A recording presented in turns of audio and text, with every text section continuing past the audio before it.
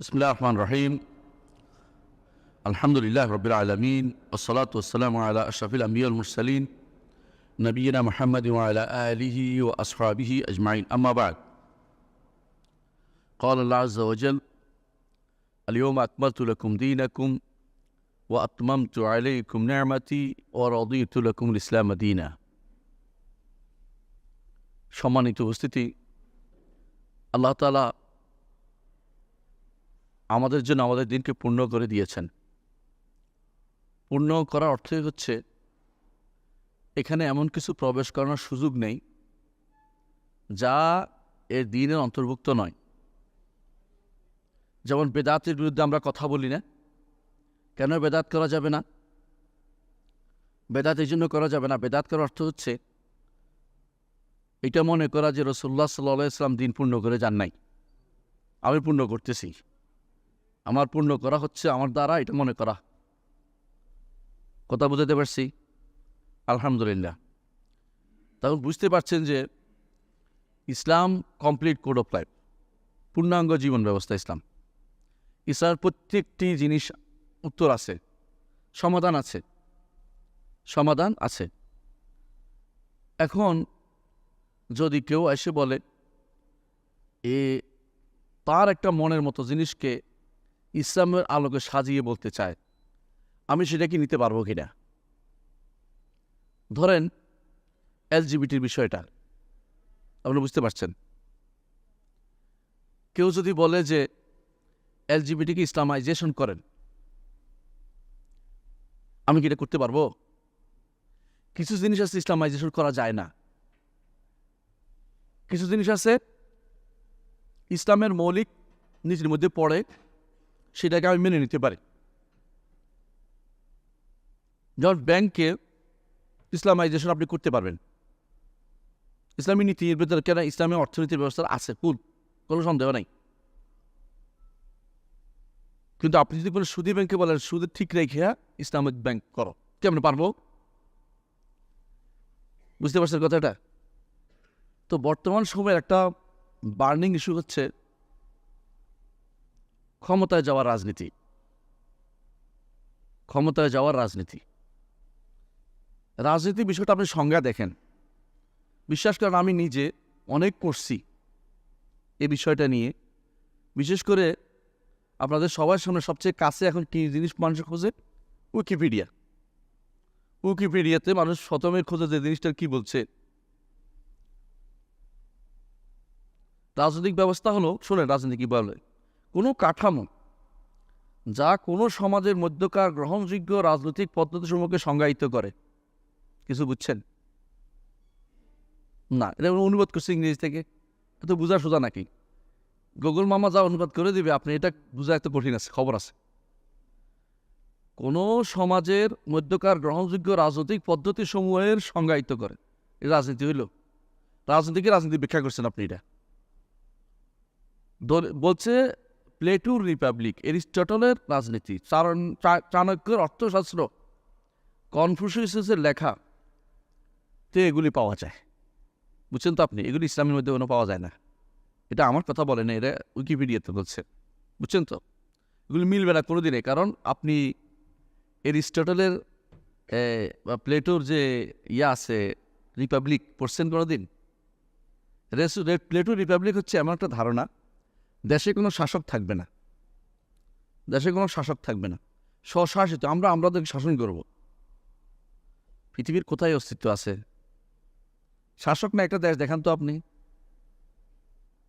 হ্যাঁ, শাসকটা একটা দেশ হচ্ছে কীরকম জানেন? আলেকজান্ডার সেলকার একটা দ্বীপে বসবাস করত। তো সে বলতো, আইয়ে মোরা কফল সার্ভে, যা দেখি সবার রাজা আমি, কেউ নাই। কেউ না থাকলে রাজা হওয়া, এরকম রাজা হওয়া যায়। রাজনীতির যে সংজ্ঞা তারা দেয়, এই সংজ্ঞাটা আমার ইসলামে মোটেই চলে না। আমি কি বুঝাতে পারছি কথাটা? একটু বুঝেন, রাজনীতির সংজ্ঞাটা দিচ্ছেন, ওই সংজ্ঞাটা কি আমার ইসলামের মধ্যে আছে কিনা। এখন আপনি বলতে পারেন আমার ইসলামে ক্ষমতা যাওয়ার নীতি কি, এটা আলাদা কথা, ওইটা আমি বলবো। কিন্তু এটার নাম রাজনীতি আমার ইসলামও দেয় নাই। সুতরাং আমার অন্যটাকে আনে আমার ইসলামের রঙে রঙ্গায়িত করতে পারবেন না, রঙিন করতে পারবেন না। আমি সুদকে যদি বলি যে আমি এখন সুদী ব্যাংকের যে সুদ ঠিক রেখে বদলাবো না, ইসলামাইজেশন করবো, তো এটা হাস্যকর হয়ে যাবে। গানকে যদি কোনো তার অশ্লীলতা সহ আমি তাকে ইসলামাইজেশন করতে যাই, তো এটা হবে কি ইসলামের অবমাননা করা। ঠিক অর্থনীতিতে একই অবস্থা, সমাজনীতিতে একই অবস্থা। যদি বলি যে বিয়ে শাদী নাই, যা ইচ্ছা তা করে, ইসলামাইজেশন অব বিয়ে শাদী, তো হাস্যকর হবে জিনিসটা। যে জিনিস ইসলামে নাই সে জিনিসকে আপনি নতুন করে নাম দিতে পারেন না। এই ইসলামের যে পদ্ধতি আছে সেটাকে এগিয়ে নিতে পারেন, ইসলামী পদ্ধতিতে আগাইতে পারবেন না আন্তর্জাতিক চাপের কারণে। এই জন্য আপনি যেটা করছেন এটা ইসলামী নাম দিবেন, এটা হতে পারে না। আপনি যেটা করছেন ইসলামী নাম দেওয়ার পিছনে যৌক্তিকতা দিতে হবে, আপনাকে প্রমাণ দিতে হবে। আপনি যা করেন এটা ইসলামিক, এটা প্রমাণ দেন আমাকে, আমি নিব আপনার থেকে, 1000বার নিতে রাজি আছি। আপনি যেটা করেন ইসলামিক কিনা, আপনি 1000বার আমার থেকে আমি নিব, কিন্তু এটা ইসলামিক কিনা আগে দেখান আমাকে। রাজনীতি শব্দটা বাংলা ভাষায় যে অর্থে ব্যবহৃত হয়, কোরআন এবং সুন্নাহর ভাষায় সেটা নাই। কোরআন এবং সুন্নাহর ভাষা সেটাতে, মানে আরবি ভাষাতে এটাকে বলে সিয়াসা। সিয়াসা শব্দটি হাদিসে আসছে, কোরআনে আসে নাই। কোরআনে আসে নাই, কোরআনে হুকুম আসছে, বিচার ব্যবস্থা আসছে, বিচার আসছে, শাসনের কথা আসছে, শাসনের কথা আসছে। কিন্তু কোরআনে কারিমে কোথাও সিয়াসা শব্দটি আসে নাই, সিয়াসা বলে। কিন্তু সিয়াসা শব্দটি হাদিসে আসছে। কি অর্থে এসেছে? আমি আগে সিয়াসা শব্দের অর্থটা আগে জানতে চাচ্ছি, তারপর আমি সামনে এগিয়ে যাবো যে আসলে এটা কতটুকু সামিল করে, কতটুকু গ্রহণযোগ্যতা আছে। আপনাদের একটু বোঝার চেষ্টা করুন, আমরা কারো শত্রু না, কারো মিত্ররা, হকটা বুঝাতে চাচ্ছি। আমি যদি হক বুঝে যাই, ইনশাল্লাহ অনেক কিছু সহজ হয়ে যাবে। কাউকে আক্রমণ করা আমাদের উদ্দেশ্য নাই, কিন্তু আমরা চাই সবাই যেন হকের পথে অন্য সব ছেড়ে দেন, হকটা গ্রহণ করার চিন্তা করুন। আমার কোনো বাতিলের বিরুদ্ধে আমাদের কোনো মিত্রতা নাই, বাতিলের সাথে কোনো মিত্রতা নাই। কিন্তু তাই বলে আপনি যা তা হক বলে চালিয়ে দিবেন, তা কিন্তু ঠিক না। আপনারটা হক কিনা আমি দেখি। রাজনীতি শব্দের আরবি পরিভাষা যেটা আমরা কোরআন সুন্নাতে পাই, কোরআনে পাই না, সেটা হচ্ছে সিয়াসা। সিয়াসা অর্থ হচ্ছে কোনো কিছুর উপরে কোনো কিছু ঠিক করা।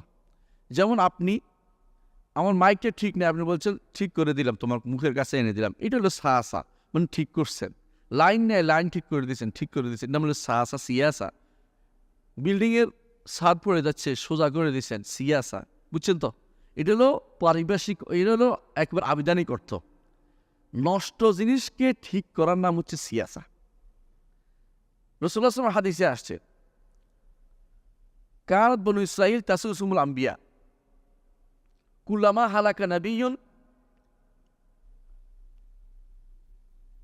অন্য বর্ণনা আসছে কুল্লামা হালাকা নাবিয়্যুন, মনে হয় সম্ভবত এরকম আসছে, আরসালাল্লাহু মাকানা নবিয়্যান আখার, যে বনি ইসরাইল এদেরকে শাসন করতো নবীরা। কারণ দাউদ, সুলাইমান তার সন্তানরা, বুঝছেন তো? দাউদের পরে সুলাইমান তার সন্তানরা, এরা কিন্তু পরস্পর কি ছিল? সন্তান, ডাইনেস্টি ছিল, রাজবংশ। শাসন করছে। শাসন করার পরে একজন মারা গেলে আরেকজনকে আল্লাহ এই জায়গায় স্থলাভিষিক্ত করত। এটা কার কথা? রাসূলুল্লাহ সাল্লাল্লাহু আলাইহি ওয়াসাল্লাম বলেছেন। কি হিসাবে বলেছেন? সিয়াসা শব্দের অর্থ এখানে কি পাচ্ছি? শাসক তার শাসিতদেরকে করতেন, পরিচালনা করতেন। এটার নাম দিয়েছে রাসূলুল্লাহ সাল্লাল্লাহু আলাইহি ওয়াসাল্লাম সিয়াসা। এটার নাম দিয়েছে রাসূলুল্লাহ সাল্লাল্লাহু আলাইহি ওয়াসাল্লাম সিয়াসা। শাসক কিভাবে শাসিতদের পরিচালনা করবে, এটার নাম হচ্ছে সিয়াসা। তাহলে বোঝা গেল যে একজন শাসক কিভাবে শাসিতদের চালাবেন, এটার নাম হলো সিয়াসা। তো সিয়াসা শরিয়া অর্থ হলো, শাসক যদি অমুসলিম হয় তাহলে সিয়াসা শরিয়া হয় না, শাসক যদি মুসলিম হয় তাহলে সিয়াসা শরিয়া হয়, শরিয়া অনুমোদিত শাসন পদ্ধতি। তাহলে শাসন শব্দটা বুঝায় এটা কার মাধ্যমে হবে? শাসকের মাধ্যমে হবে। আমি কি বুঝাইতে পারছি কথাটা? একটু বুঝেন। সিয়াসা সাধারণ অর্থ যেটা থেকে, কিন্তু যখনই রাসূলুল্লাহ সাল্লাল্লাহু আলাইহি ওয়াসাল্লাম হাদিসে আসছে সেখানে কিন্তু সাধারণ অর্থে আর নাই, অসাধারণ অর্থে চলে গেছে। সেটা কি? অর্থাৎ শাসক তার অধীনস্থ লোকদেরকে কিভাবে চালাবেন, যদি আল্লাহর দিন এবং কোরআন এবং সুন্নাহ মোতাবেক চালায়, এটা হবে সিয়াসা শারঈয়া, সিয়াসা শারঈয়া। আর বাইরে যদি হয় তখন হবে সিয়াসা জালেমা,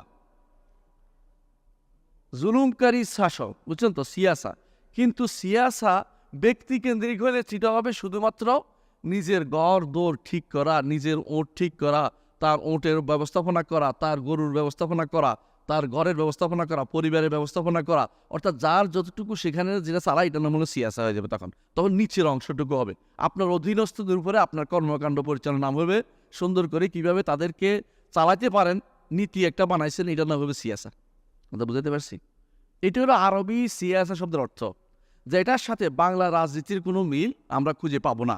এটা আমরা একটু পরে আবার একদম সবশেষে আলোচনা করব, মাঝখানে আমি অন্যদিকে যাচ্ছি। তাহলে আমরা দেখতে পাচ্ছি সিয়াসা শব্দের আরবি শব্দ সাহসা ইয়াসুসু সিয়াসা, আরবিতে একদম আরবি শব্দ, খাঁটি আরবি শব্দ, কোনো সমস্যা নেই। এর বিপরীতে আল্লামা মাকরিজি রহমতুল্লাহ আলী, মাকরিজি অনেকেই চিনি, কারণ তিনি ইতিহাস লিখছে, এক নাম হচ্ছে আল খেতাত লিল মাকরিজি, আল খেতাত লিল মাকরিজি, অনেক বই লিখছেন, এর মধ্যে একটা বিখ্যাত ইতিহাস গ্রন্থ। তো ওইটার মধ্যে তিনি বলতেছেন যে সিয়াসা শব্দটা আরবি না।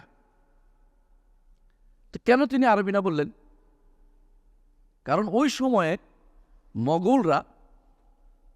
মোগলরা তখন মুসলিম রাষ্ট্র দখল করে ফেলছে, প্রায় মুসলিম রাষ্ট্রগুলো। তো মোগলরা যেই নীতিতে চালাইতো ওইটা নাম হলো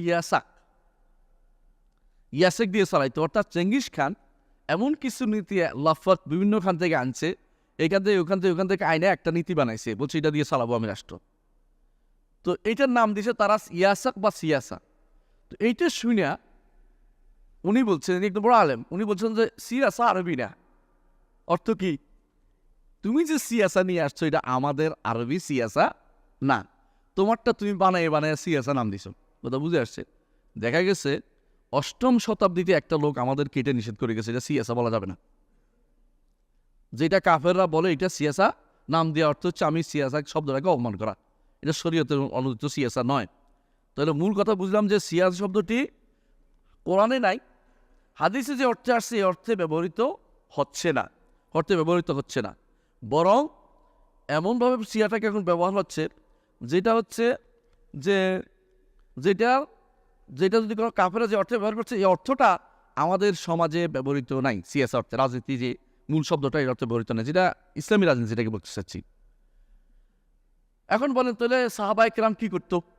রাষ্ট্র শাসন করে নাই, রসুল করেন নাই, রসুলের সিয়াসা ছিল না, আবু বকরের সিয়াসা ছিল না, ঠিক ওইটাই তো ছিল, ওরা তো শাসক ছিলেন। রসুল ক্ষমতায় যাওয়ার জন্য কিছু করেছেন, এটার নাম সিয়াসা না। আবু বকর ক্ষমতায় যাওয়ার জন্য কিছু করেছেন, এটার নাম সিয়াসা না। উমর ক্ষমতায় যাওয়ার জন্য কিছু করেছেন, ওটার নাম সিয়াসা না। ওসমান ক্ষমতায় যাওয়ার জন্য কিছু করেছেন, এটার নাম সিয়াসা না। আলী রাদিয়াল্লাহু ক্ষমতায় যাওয়ার জন্য কিছু করেছেন, ধরে নিলাম, তাহলে এটার নাম সবগুলি ধরে নেয়া, কারণ করে নাই কিছু, এটার নাম সিয়াসা না। কারণ আমাদের দৃষ্টিতে ক্ষমতায় যাওয়ার জন্য নিয়ম নয়, কেউ কি ক্ষমতায় যাওয়ার জন্য নিজেকে প্রস্তাব দিবে, আমি আমাকে ক্ষমতা দাও, এটা বলার নিয়ম না ইসলামে। রাসূলুল্লাহ সাল্লাল্লাহু আলাইহি ওয়াসাল্লাম নিষেধ করেছেন যে কেউ যেন ক্ষমতা চেয়ে না নেয়, চেয়ে নিলে আল্লাহর পক্ষ থেকে তার উপর সুপর্দ করা হবে। আর যদি কোনো চেয়ে না নেয় তাহলে তাকে আল্লাহর পক্ষ থেকে সাহায্য করা হবে। এটা কি রাসূলুল্লাহ সাল্লাল্লাহু আলাইহি ওয়াসাল্লাম হাদিস না? আপনার মনে আছে তো হাদিসটা? অবশ্যই মনে থাকার কথা। সেই কারণে ওনারা এই কাজটা করেন নাই। আমি আসবো, আপনাদের এখন অনেক প্রশ্ন আছে আমি জানি, এগুলো উত্তর দেবো আমি ইনশাআল্লাহ, আপনারা বসেন। দ্বিতীয় হচ্ছে, তাহলে ওনাদের সময়ে সিয়াসা বলে যেগুলি প্রচলিত সেগুলি কি? সেগুলি শোনেন। আবু বকর রাদিয়াল্লাহু আনহু যখন খলিফা হলেন তখন তিনি অনেক কিছু করেছেন যেগুলিকে সিয়াসা নাম দিয়েছেন। যেমন তিনি যুদ্ধ করেছেন যাকাত অস্বীকারীর বিরুদ্ধে। রসুলের যুগে তো কেউ যাকাত অস্বীকার যুদ্ধ করছে না, রসুলের যুগে তো যুদ্ধের কথা প্রশ্নই আসে না। তাহলে বোঝা গেল যে ওই সময় যাকাত অস্বীকার কেউ ছিল না। ওনার সময় এসে এটা নতুন করে কি হলো, প্রবর্তন হলো, বাধ্য হয়ে তিনি যুদ্ধ করলেন, এইটার নাম সিয়াসা। রাসূলুল্লাহ সাল্লাল্লাহু আলাইহি ওয়াসাল্লাম আবু বকর রাদিয়াল্লাহু আনহুকে কিভাবে ক্ষমতা দিলেন? দিয়ে গেছেন? দেন নাই। মুসলিম উম্মাত একসাথ হয়ে তাকে ক্ষমতায় বসিয়েছেন, ঠিক কিনা? বিশেষ করে উচ্চ কক্ষ মদিনাবাসী যারা রসুলের কাছের মানুষ সবচেয়ে, ওরা একমত হয়ে ক্ষমতা বসে, বাইরের লোককে কেউ জিজ্ঞাসাও করে না। তথাকথিত একক গণতন্ত্রের নামে কিছু জিজ্ঞাসা ছিল না ওখানে, কথা বুঝেন কিনা? এখানে কারা ছিল? যারা গণ্যমান্য ব্যক্তি, আহলুল হাল ওয়াল আকদ যাদেরকে বলা হয়, যারা দিনের ভালো বুঝে মন্দ বুঝে, যারা দিনের ব্যাপারে সবচেয়ে বেশি পারঙ্গম, ওরাই শুধুমাত্র এই কাজটা করেছে। তারা নির্ধারণ করেছে, পরবর্তী এসে সবাই সেটা মেনে নিয়েছে, এবারে বাড়াবাড়ি হয়নি। বলতে পারেন যারা দিনের ব্যাপারে খুব ভালো বুঝে ওরাই কাজটা করেছে। এইটা কি আবু বকর রাদিয়াল্লাহু আনহুর খেলাফতে উঠার খলিফা হওয়ার নীতি। কিন্তু আবু বকর রাদিয়াল্লাহু আনহু এখানে কোনো কি করেন নাই, দুইজনের লগে ফুসফুস, তিনজনের লগে কুসকুস কিছু করেন নাই। আলাদা আলোচনা করে নির্ধারণ করার নীতি তারা অবলম্বন করেন নাই, বা ভোটাধিকার হোক কে বেশি পাইলেও দেখি এটা বলেন নাই। এটা পরে আসবে, আমি বলতেছি, এটা এখানে আসে নাই, কিন্তু অন্য জায়গাতে এটা একটা নীতি আসছে। দ্বিতীয়, আবু বকর রাদিয়াল্লাহু আনহু যে ওমর রাদিয়াল্লাহু আনহুকে খলিফা বানাইছেন, এটার নাম হচ্ছে সিয়াসা। এটা একটা সিয়াসা। কিভাবে বানিয়েছেন? তিনি একজনকে পছন্দ করে দিয়েছেন যে উম্মতের জন্য এর চেয়ে উত্তম কেউ হইতে পারে না। উনি কার সাথে পরামর্শ করছেন? করেন নাই, উনি যে ভালো মনে করে দিয়েছেন। উম্মতের সবাই সেটা মেনে নিয়েছে। এটা সিয়াসা, কোনো সন্দেহ নেই। ওমর রাদিয়াল্লাহু আনহু 6 জনের মধ্যে রেখে গেছেন, তাই না? 7 জনের মধ্যে রেখে গেছেন। 6 জন 3 জন হয়ে গেছে। 3 জন ওসমানের পক্ষে গেল, 3 জন আলী রাদিয়াল্লাহুর পক্ষে গেলেন, রাদিয়াল্লাহু আনহুমা, দুইজনের প্রতি আমরা রাদিয়াল্লাহু আনহুমা ও আরদাহুমা, দুইজনের পক্ষে গেছেন। আব্দুর রহমান ইবনে আওফ রাদিয়াল্লাহু আনহু কি করলেন? কাস্টিং ভোট দিলেন। যদি ভোট শুদ্ধ হয় কথাটা, মানে বোঝানোর জন্য বুঝাচ্ছি। ভোট দিয়ে তিনি গেলেন, কার দিকে গেলেন? ওসমান রাদিয়াল্লাহু আনহুকে তিনি খলিফা বানিয়ে দিলেন, ঠিক না? এই ঘটনা ঘটছে কিনা আপনারা বলেন। কিন্তু এই যে 6 জন এখতিয়ার করলেন, এই এখতিয়ার করা 6 জন 7 জন, এটা কোন নীতিতে ছিল? সিয়াসা। কারণ তিনি বুঝছেন যে উম্মতে মুসলিমাকে এভাবে ছেড়ে দেওয়া যাবে না। রাসূলুল্লাহ সাল্লাল্লাহু আলাইহি ওয়াসাল্লামের সবচেয়ে কাছের আশারা মুবাশশারা 10 জনের মধ্যে 7 জনেরা, এই 7 জন 10 জন জান্নাতি, 10 জনের একজন, 7 জনেরা, এদের মধ্যে থেকে একজনকে নিয়োজিত হতে হবে। এবং বলছেন 3 দিন পার হতে পারবে না, 3 দিনের মধ্যে তুমি একটা নিয়োগ দিবা, কারণ কোনো দিনে যেন রাষ্ট্র শাসক বৈধ না থাকে। তুমি একজন তোমরা নিয়োগ দিবে। তিনি নিয়োগ দিতে না পারলে তুমি যেদিকে যাও সেদিকে হবে। উনি বলে দিলেন, ওমর রাদিয়াল্লাহু বলে দিলেন কাকে? আব্দুর রহমান ইবনে আওফ রাদিয়াল্লাহু আনহুকে। সেই হিসাবে সিয়াসা আসলো কি, খলিফা হলেন কে? ওসমান রাদিয়াল্লাহু আনহু। আলী রাদিয়াল্লাহু আনহু কিভাবে খলিফা হলেন বলেন? আপনারা কি জানেন আলী রাদিয়াল্লাহু আনহুর খেলাফতের সময় অনেকেই ছিল না মদিনাতে, বেশিরভাগই ছিল হজে। ওসমান রাদিয়াল্লাহু আনহুকে যখন মজলুমভাবে তাকে হত্যা করা হলো, শহীদ করে দেওয়া হলো।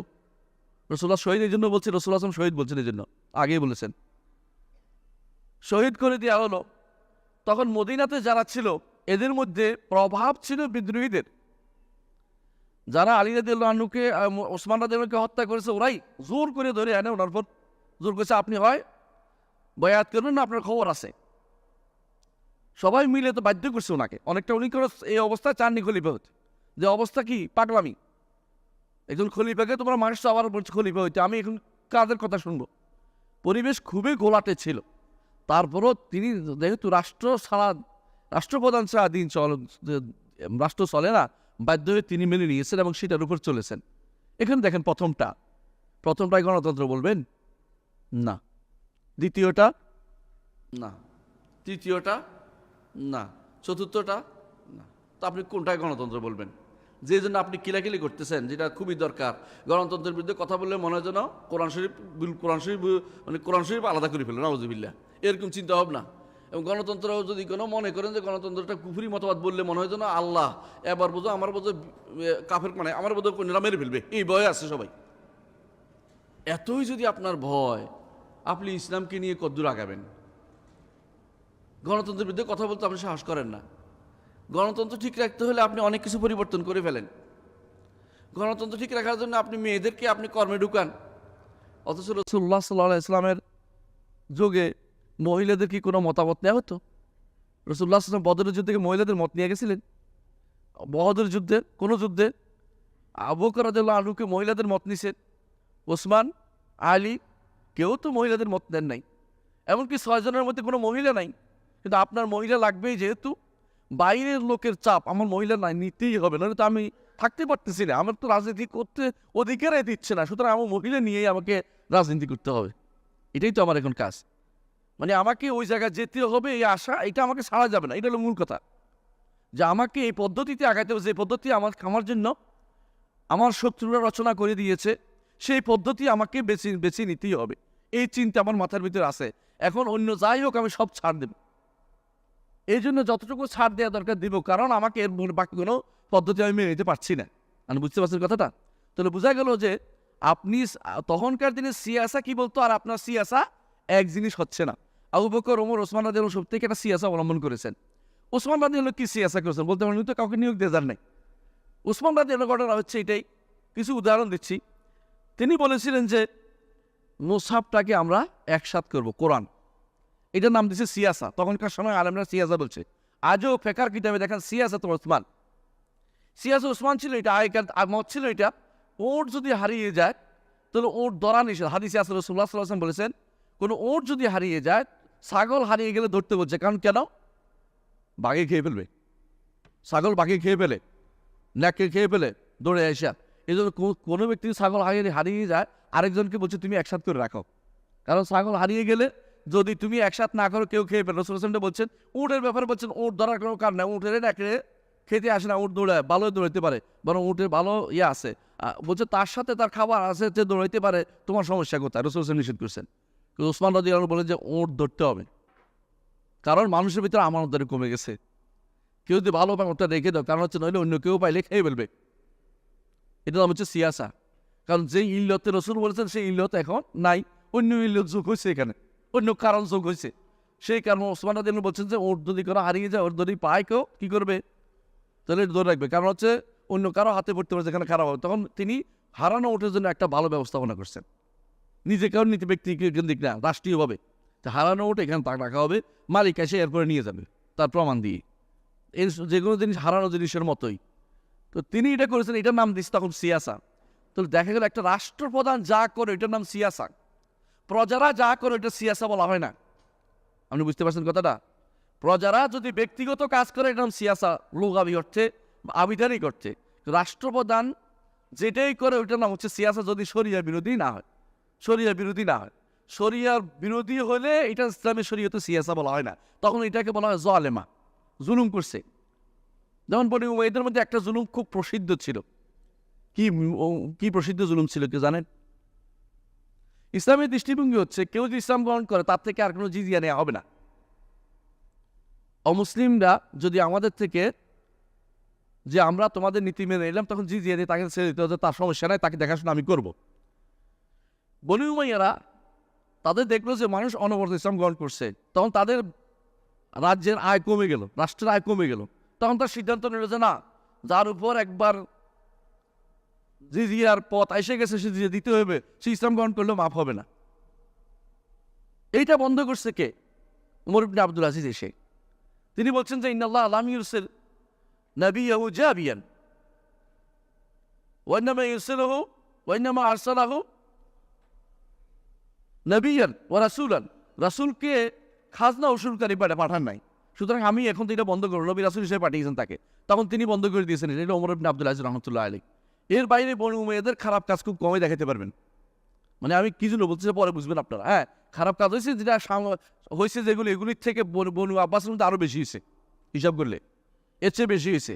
বনু উমাইয়াদের একটাই বড় খারাপ কাজ হলো হুসাইন রাদিয়াল্লাহু আনহুর ঘটনা এবং কাবার বিষয়টা, এই দুইটাই সবচেয়ে বড় ঘটনা, এর চেয়ে বড় ঘটনা আর কিছু নাই।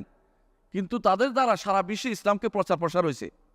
বাংলাদেশেও তখনকার সময় ইসলাম এসেছে, ভারতবর্ষেও তখনকার সময় ইসলাম এসেছে। মোহাম্মদ বিন কাসেমের তখনকার সময়ের লোক এবং মুসা বিন নুসাইর তখনকার সময়ে মধ্য প্রদেশ যেগুলি বলা হয়, মধ্য এশিয়াতে সে ইসলাম প্রচার করেছে। তখনকার সময় জাবল তারেক এখন যেটা বলা হয় জিব্রাল্টার প্রণালী, সেখানে ইসলাম নিয়ে গেছে তারেক বিন জিয়াদ তখনকার সময়। এরপরে এত বেশি জায়গাতে ইসলাম প্রসার হইতে পারে না কোনোদিন। যুদ্ধ হইতো, বারবার যুদ্ধ হইতো, কিন্তু একবার আসতো একবার যেত, কিন্তু তাদের মতো এরকম আগ্রাস মানে ইয়া দিয়া পুরো সারা দুনিয়াতে ইসলাম ছড়ানোর যে নীতি, এটা শুধুমাত্র বনি উমাইয়াদের মধ্যে ছিল। আমার কথা ওইটা না, তাদের সিয়াসা খারাপ ছিল, ওইটা কোনটা যেমন বলছিলাম কোনটা, যেটা তারা জোর করে খাজনা উসুল করছে, জোর করে মানুষ থেকে খাজনা নিছে।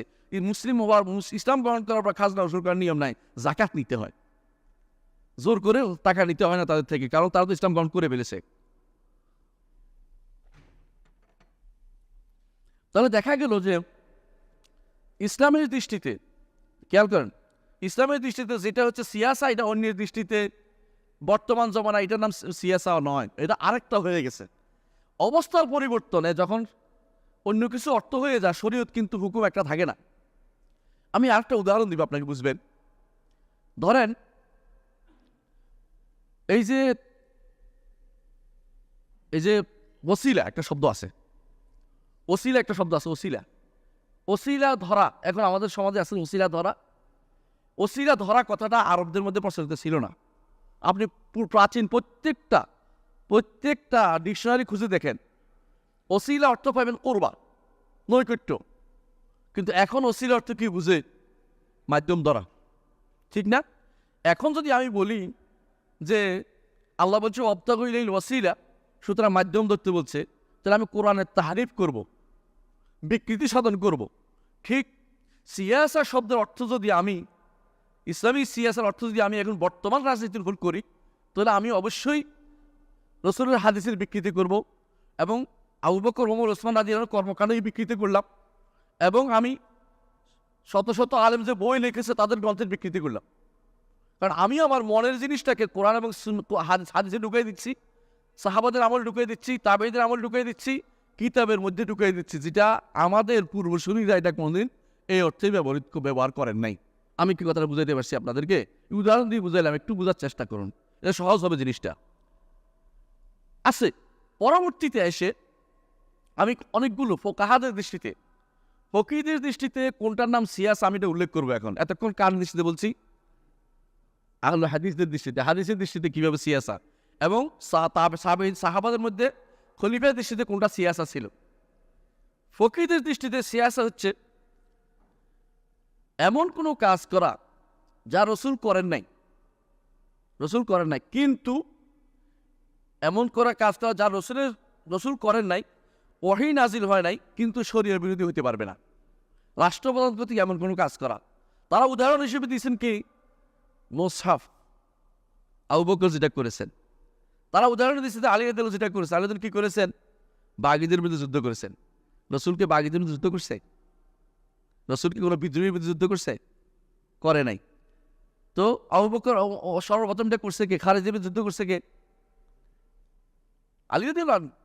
এটাকে কিভাবে অনুমোদন করেছেন? শরীয়তের পক্ষে বলে। এটা যুদ্ধ করেন নাই, কিন্তু রসুল বলছেন যুদ্ধ করতে। যুদ্ধ করাটা সরাসরি একজন খলিফা কর্তৃক, এটা সিয়াসা ছিল, কোনো সন্দেহ নাই। কিন্তু রসুল করছেন, কেউ এর আগে করে নাই, কিন্তু রসুল নির্দেশ দিয়েছেন এই কাজটা করতে যেন করেছেন, নাম দিচ্ছে তারা সিয়াসা। যে যদি এমন কিছু পাওয়া যায় যেটা কাজের দিক থেকে হয়েছে, অর্ডারের দিক থেকে ছিল, কিন্তু কাজের দিক থেকে এটা শুধুমাত্র বাস্তবায়নের কাজটা নতুন করে হয়েছে, তখন বলতে হবে এটা হলো সিয়াসা। তারা সেটাকে বলেছে সিয়াসা। আচ্ছা, অর্থাৎ এমন কোনো কাজ করা রাষ্ট্রপ্রধান কর্তৃক, হাকিম ব্যক্তি নয়, রাষ্ট্রপ্রধান কর্তৃক, অর্থাৎ ফকিহদের কথা আমি বলতেছি, রাষ্ট্রপ্রধান কর্তৃক এমন কোনো কাজ করা যেটাকে মাসলাহাত বা স্বার্থ উদ্ধার হয়ে মনে করে শরীয়ত বিরোধী হবে না, এমন কিছুকে বলা হয় সিয়াসা। ধরেন অ্যাসেম্বলি তৈরি করছিল আবু বকর, ওমর, ওসমান, আলী, করেন নাই। বর্তমানে ধরেন একটা অ্যাসেম্বলি তৈরি করলো, এটা কি বলে এটাকে, সংসদ ভবন। বলে যে এটা তো ভালো, এটা তো খারাপ কিছু দেখতেছি না। আসলে কি খারাপ কিছু নাই? আলহামদুলিল্লাহ, এটা হতেই পারে যে এখানে বসে আমরা সিদ্ধান্ত নিব। এই জায়গা নির্ধারণ করছে, এই জায়গাতে পানি লাগাইছে, ওই জায়গাতে ওইটা দিছে, যেখানে কেউ ঢুকতে না পারে পাহারাদার নিয়োগ করছে। এগুলিকে আপনি কোনোভাবেই কি করতে পারেন না, নিষেধ নিতে পারতে পারেন না। অনুরূপভাবে ধরেন এই যে জেলখানা, রসুলের যুগে জেলখানা কয়টা ছিল খুঁজে পাবেন? অথচ মক্কাতে ওমর রাদিয়াল্লাহু আনহু মক্কাতে জেলখানা রেখেছে, মদিনাতে করছে। এই জেলখানাগুলিতে সাহাবাদের যুগ হয়েছিল, কিন্তু আমাদের সিয়াসা, বুঝছেন তো? এইটা হচ্ছে প্রকৃতির দৃষ্টিতে এমন কোনো কাজ করা শাসক কর্তৃক যেটা কোরআন সুন্নাহর বিরোধী নয়, কার্যে পরিণত হয় নাই, অর্ডার ছিল। এই কার্যে পরিণত করার নাম হচ্ছে সিয়াসা। তারা এটাকে বুঝেছে। এক নম্বর মত এটা। ফকিরদের মত, আমি নাম বলবো কে কে বলেছে। 2 নম্বর মত হচ্ছে যে এইটা নয়, সিয়াসা হচ্ছে বিচার ব্যবস্থার মধ্যে ধরেন কে কতটুকু অপরাধ করছে, এই একের একটা কোপ দিচ্ছে ধরেন, উনি ওনারা একটা থাপ্পড় দিছে ধরেন, বা ওরা একটা কোপ দিচ্ছে, দুইজনের মধ্যে কিন্তু এখন বিচার হবে। বিচারের মধ্যে তৃতীয় একজন আসা তখন বলবে যে এটা 20%, এটা 30%। আপনি সৌদি আরবে কোনোদিন যদি কেউ, আপনাদের কেউ জানি না এক্সিডেন্ট করছে কিনা, এক্সিডেন্ট করলে ইয়ে আসে, ওই যে এই মরুর যেটাকে বলা হয় ট্রাফিক আসে, এসে বলে তোমার দোষ 20%, তুমি এত টাকা জরিমানা, তোমার দোষ 30%, তোমার এত টাকা জরিমানা, এবার ঠিক নির্ধারণ করে দেয়। তো এইভাবে অপরাধ জগতে কেউ কিছু করলে কার কতটুকু অপরাধ নির্ধারণ করার নাম হচ্ছে সিয়াসা। এইটা হানাফিরা বলছে, যে হানাফিরা সিয়াসা বলতে এটা বুঝে। ফেতকে হানাফির মধ্যে এটা প্রচুর পরিমাণে আপনি পাবেন, ফিহে সিয়াসা ফি হুকুমা, ফিহে সিয়াসা ফি হুকুমা, এভাবে বলে হানাফিদের কিতাবের মধ্যে। যারা এটা এই পরিবেশ বুঝবে না, তারা বলে এটা হুকুমা মানে কি, এটা বুঝি না রে। হুকুম মানে, হুকুম অর্থ হচ্ছে এইটাতে এখানে লোক আনতে হবে, তারা বলবে বাবাসু হাকাম মিনাইলি হাকাম, দুইভাবে আছে কোরআনে, দুদিক থেকে লোক আইনে বলতে হবে কতটুকু সমস্যা কার, এটা নির্ধারণ করবে, নাম দিচ্ছে তারা সিয়াসা। কথা বুঝতে পারছি? তাও এটা কার কে করবে, ও রাষ্ট্রপ্রধান করবে অথবা তার প্রতিনিধি নিযুক্ত তিনি করবেন। ব্যক্তিগতভাবে সিয়াসা শব্দটি কোনোদিন এখানে ব্যবহৃত হয়নি ফেকার কিতাবেও। ফেকার কিতাবে আরেকটা ইমাম গাজালি বলছেন যে ফেক আসলে সিয়াসা 4 প্রকার। গাজালি ইহয়া উলুমুদ্দিনে বলছেন সিয়াসা 4 প্রকার। কয় যে 1 নম্বর সিয়াসা যেটা করছেন নবীরা, 2 নম্বর সিয়াসা করছেন খলিফা, রাজারা এবং শাসকরা, 3 নম্বর সিয়াসা আলেমরা একটা সিয়াসা করতে পারে। দাঁড়ান কি করতেছি আগে শোনেন, এটা করে দৌড় দিয়ে না। উনি বলতেছে এটা যে তাদের সিয়াসা হবে আলা বাতিনিন নাসে লা আলা যাহিরিহিম। কথা বুঝছেন কিনা? আলেমদের মানুষদের তাওজীহ করবে যে তোমরা শরীয়ত মানো, বুঝেন কিনা? এইটা শরীয়তের বিধান, শরীয়তের বিধান। যেমন আমরা ফেকার মাসলা দেই, তালাক হয়ে গেছে, তুমি তার বইটা রাখতে পারবে না, বুঝলেন না কথাটা? এটা না একটা সিয়াসা উনি বলছেন। তবে উনি সাথে বলছেন যে লা তানতাহি কুওয়াতুহুম, তাদের শক্তি কখনো যেন এত না হয় যে তারা ইলজাম মানা, কোনো কিছু বাধ্য করা বা কোনো কিছু নিষেধ করা, এটার মধ্যে পর্যন্ত তাদের ক্ষমতা ব্যবহার করতে পারবে না। বুঝছেন? আপনি জোর করে তার ঘর থেকে, আপনি হুজুর হয়েছেন, তারে বের করে দিতে পারবেন না। এটা আপনি রাষ্ট্রের কাজ, আপনি হুকুমটা দিতে পারবেন যে এটা গ্রহণ করা যাবে কি যাবে না। আমার কথা না, কার কথা? ইমাম গাজালি বলেছেন। 4 নম্বর তিনি বলছেন, 4 নম্বর হচ্ছে ওয়াজ, যারা ওয়াজ করে এরও একটা সিয়াসা আছে। রাজনীতিটা কি? তিনি বলছেন এদের সিয়াসা হচ্ছে মানুষকে অন্তরের দিক থেকে তাদেরকে দিনদারির ভিতরে নিয়ে আসা। এইটাও একটা সিয়াসা, কারণ তিনি ইসলাহ করছেন ভিতরে। তাহলে একটা মানুষ শরীয়তের ইসলাতে কাজ করে তবে ক্ষমতা ব্যবহার করতে পারে, এরা হচ্ছে আলেমরা। আর একটা মানুষ ভিতরগত ইসলাহ করে, বাহিরগত এলো কারা? ওয়াইজরা। আর বাকি 3টি যে বিষয় আছে, বাকি 2টা, এটা কাদের জন্য? নবীদের জন্য একটা আছে, তার ব্যাপক ক্ষমতার অধিকারী, আর শাসকের জন্য হলো প্রকাশ্য রূপের জায়গাতে শাসক সিয়াসা ব্যবহার করবেন। শাসক বলবেন যে এত রাতের পরে কেউ বের হতে পারবে না, এটাকে বলবেন। ধরেন কেউ কারফিউ জারি করছে, এটা সিয়াসা। ধরেন কেউ একটা কিছু জারি করছে, এটা একটা সিয়াসা, এটা সিয়াসা হতে পারে তাদের জন্য। সাধারণ মানুষের জন্য কোনো সিয়াসা রাখে নাই। তাহলে বোঝা গেল গাজালি এত ওয়াইড করার পরেও তিনি সাধারণ মানুষের সিয়াসাটাকে অনুমোদন করেননি। 4 নম্বর, কেউ বলেছে হাশিয়াতুল জামাল, যে মানে শাফি মাযহাবের মত হচ্ছে এটা, যে বরং এইটা নয়, সিয়াসা হচ্ছে রাষ্ট্রপ্রধান কর্তৃক রাষ্ট্রের সুবিধা যেখানে দেখে এটা করার নামে হচ্ছে সিয়াসা। রাষ্ট্রপ্রধান কর্তৃক কোথায় আছে দেখেন, হাশিয়াতুল জামাল আছে 3 নম্বর খণ্ডে। ইবনে নুজাইম বলতেছে আমার মতে সিয়াসা হচ্ছে এখানে যেখানে কোরআন হাদিসের কোনো নস নাই, সেখানে সিয়াসা হবে। কে করবে? তাসাররুফাতুল হাকিম যে কাজটি করে ওই জায়গায়, সেটা সিয়াসা। 6 নম্বর, ইবনুল কাইয়িম বলেন যে না, বিচার ব্যবস্থার মধ্যে শুধু সিয়াসা ব্যাপক আকার। তিনি বলছেন বিচার ব্যবস্থা কে করে? রাষ্ট্র কর্তৃক নিয়ন্ত্রিত ব্যক্তি, অন্য কেউ বিচার করতে পারে না। এই জন্য তিনি একটা গ্রন্থ লিখেছে আত্মরূপল হুকমিয়া, বিশাল করে, যে কিভাবে বিচার পদ্ধতি করা যায়। শুধুমাত্র একটা জিনিস দিয়ে বিচার করা যাবে না, সাক্ষী আর ইয়ামিন, এটা নয়, বরং কখনো কখনো অবস্থা দেখে বিচার করতে হবে। তিনি বলতেছেন কিরকম? একজন মানুষ দৌড়াচ্ছে, পিছনে পিছনে দৌড়াচ্ছে, আরেকজন পিছনে পিছনে আরেকজন দৌড়াচ্ছে, একজন দৌড়াচ্ছে একজন পিছনে আরেকজন দৌড়াচ্ছে। যে দৌড়াচ্ছে তাকে দেখা গেল সে মাথায় টুপিটা নিয়ে দৌড়াচ্ছে, আরেকজন বলছে আমার টুপি নিয়ে গেল। ওই লোককে কখনো টুপি পরা দেখা যায় না, এই লোককে টুপি পরা দেখা গেছে। এটা একটা কারণে বোঝা যাচ্ছে যে আসলে টুপিটা নিয়ে যাচ্ছে, দৌড়াচ্ছে কেন? দৌড়ার তো কারণ নাই, টুপি যদি তারা হইতে দাঁড়াই তো আমার টুপি বেটার মতো দাঁড়াইতো। উনি বলছে এই কারণে বোঝা যাচ্ছে সে একটা চুরি করে নিচ্ছে, দৌড়াচ্ছে কেন? আরেকটা উদাহরণ তিনি দিচ্ছেন যে দাউদ আলাইহিসসালাম সুলাইমান বলছিলেন যে আসো দুইটাকে আমি জবে করে দিব, বাচ্চাটাকে। একজনের দুই বউ ছিল, দুই বাচ্চা নিয়ে দুজনে খেলতেছে, হঠাৎ করে নেকড়ে আইসা বড়টার বাচ্চাটাকে নিয়ে গেছে, বড়টার বাচ্চাটাকে নিয়ে গেছে, নিয়ে যাবে। এখন বলতেছে এটা আমার বাচ্চা, বড়টা বলছে এটা আমার বাচ্চা, ছোটটা বলতেছে আমার বাচ্চা। এই নিয়ে ঝগড়া শুরু হয়ে গেছে। সুলাইমানের কাছে আসছে, সুলাইমান অথবা দাউদ তার কাছে আসছিলেন। তারা কি বললেন যে দুইজনের মধ্যে সুলাইমানের মধ্যে এসে নিয়ে আসো, আমি দুইজনের মধ্যে ভাগ করে দিব, দুই ভাগ করে দুইজনের কাছে। এখন ছোটটা বলতেছে না ভাগ করে না, ওনাকে দিয়ে দেন। তখন সুলাইমান আলাইহিস কি বললেন, এটা ছোটটার বাচ্চা, কারণ বড়টা চাচ্ছে ভাগ করে দেন, আমারটা তো গেছে ওটাও যাক, ওটাও যাক। উনি একটা সিয়াসা চাল দিয়ে বুঝে গেলেন যে এটা কার বাচ্চাটা, ছোটটার। এটা না হচ্ছে সিয়াসা, অর্থাৎ যেখানে কোনো নস নাই, কোনো বুদ্ধি খারাপ কোনো কিছু বের করে রাষ্ট্রপ্রধান কোনো কিছু বা বিচারক কোনো কিছু বের করে মানুষের মধ্যে ফয়সালা করার নাম হচ্ছে সিয়াসা। এটা হচ্ছে ইবনুল কাইয়িমের মত। আমি 6 রকমের মত পেয়েছি ফেকার কিতাবে এবং ইতিহাসের কিতাবে, সমস্ত কিতাবে গাইটা। এর বাইরে আর কোনো সিয়াসা শব্দ পাই নাই, যে মানুষ কেন্দ্রিক কোনো কিছু করে ক্ষমতায় যাওয়ার জন্য যে পদ্ধতি অবলম্বন করার নাম সিয়াসা, এটা আমি কোথাও পাই নাই। হ্যাঁ বলতে পারি, এটা পড়ো, এটা কি করতে হবে এটা আমি পরে বলবো, আপনারা একটু শুনেন শেষ পর্যন্ত ইনশাআল্লাহ। তাহলে আমরা বুঝতে পারলাম যে আমাদের পূর্ব আলেমরা, যে সমস্ত আলেমরা কাজ করেছেন, তারা এই বিষয়ে লেখালেখি করেছেন প্রচুর পরিমাণে। তাদের কিতাবে আমরা এখন যা করি বিভিন্ন জায়গাতে, এবং যেটাকে ইসলামী রাজনীতি নাম দেওয়া হয়, এটা ইসলামী রাজনীতি বলাটা আমাদের কিতাবের মধ্যে আসে নাই, আমাদের কোনো ফেকার কিতাবও আসে না, আগের কিতাবও কোনো আসে নাই, এবং এটা শরীয়র হাদিসের ভিত্তিতে এটা প্রমাণিত হয় না। এই বিষয়ে আমি কয়েকটা কিতাবের নাম বলবো আপনার মনে রাখার জন্য। দেখুন, সর্বপ্রথম যে কিতাবটা এই সিয়াসা শরীর উপর লেখা হয়েছে, ওটার নাম হচ্ছে আল আহকাম আস-সুলতানিয়া।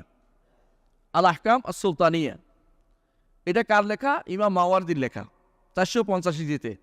মদিনা ইউনিভার্সিটি থাকার কারণে সময়ে আমি এবং আমার বন্ধুরা, সুধা বলতে পারি আমরা তিনজনের কথাই বলি, ডক্টর মঞ্জুর এলাহি আগে পড়েছেন, আমি এরপরে পড়েছি, ডক্টর সাইফুল্লাহ পড়েছি। আমরা তিনজন এই সাবজেক্টটা পড়েছি। কেন পড়েছি? এটা আমাদের একটা কোর্স ছিল আলাদা, এই আমরা জানতাম যে সিয়াসা কি জিনিস আগে থেকেই, সিয়াসা কাকে বলে এটা আমরা ভালো করে বুঝি।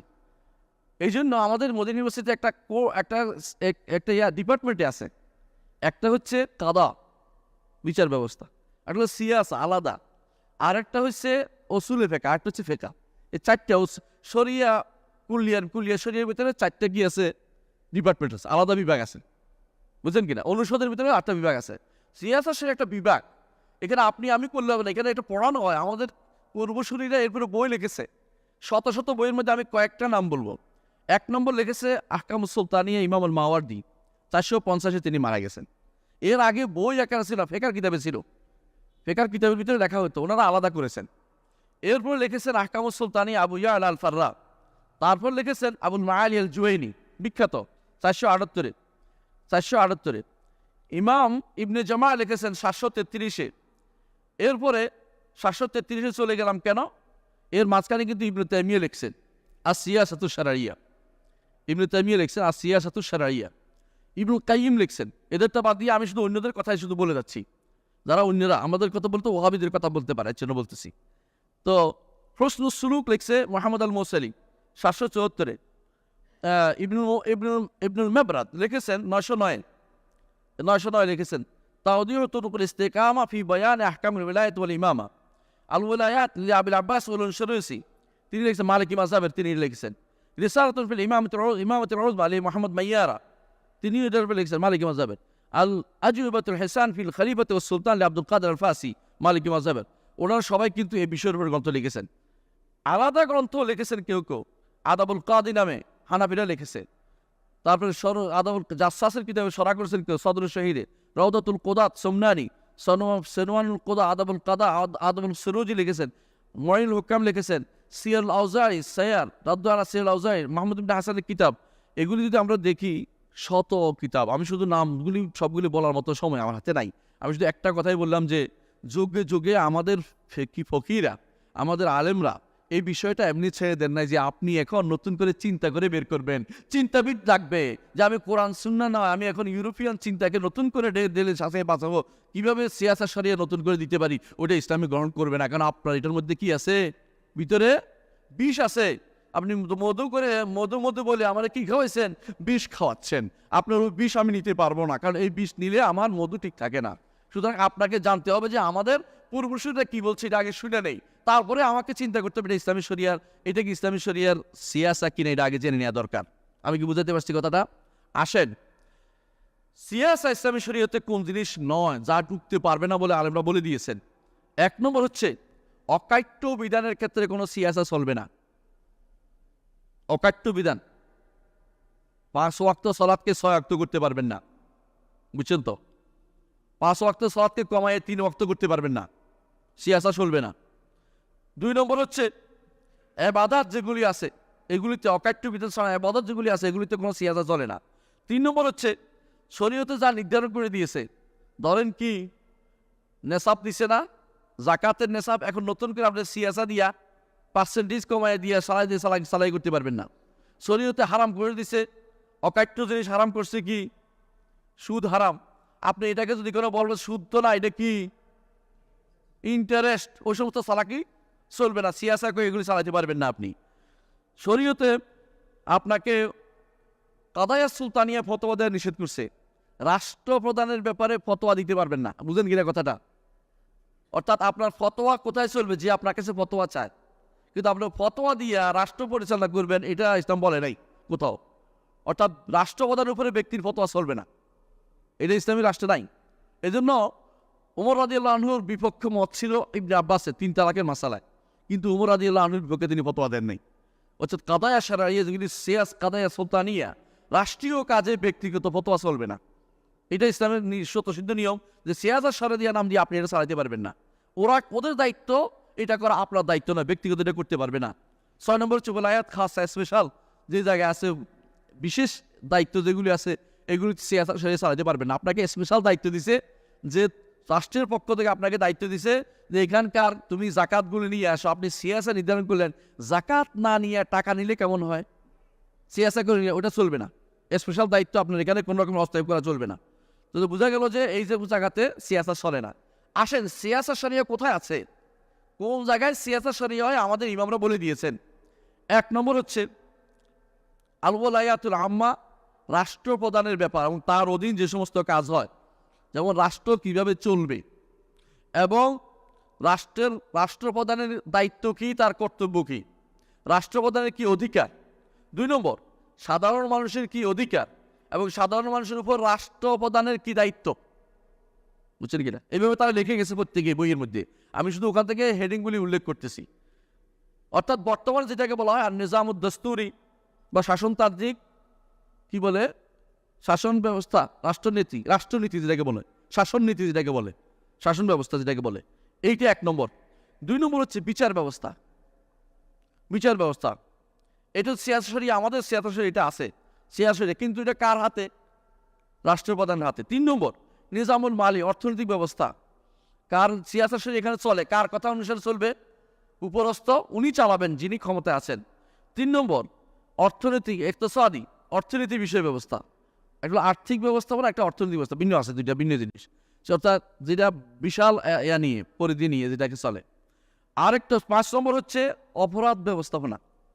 অপরাধের যখন বেড়ে গেছে, বিভিন্ন রকম বেড়ে গেছে, সেখানে রাষ্ট্র অপরাধের অবস্থা অনুসারে সেখানে নতুন নতুন নিয়মও জারি করতে পারবে।